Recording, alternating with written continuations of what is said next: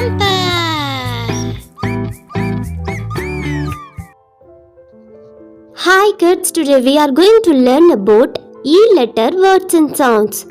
E sounds A and E.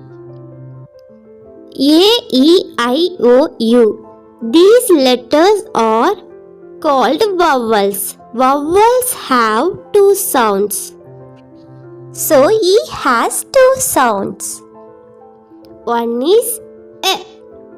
Another one is E. A. Elephant.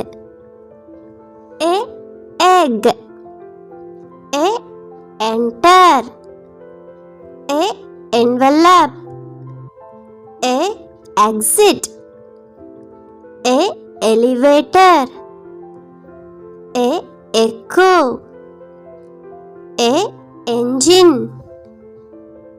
A. Empty. A.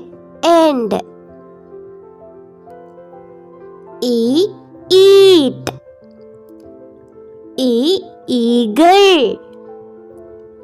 E. Each. E. Easy. E. Email. E. Ear. E. East. E. Even. And E. Equal.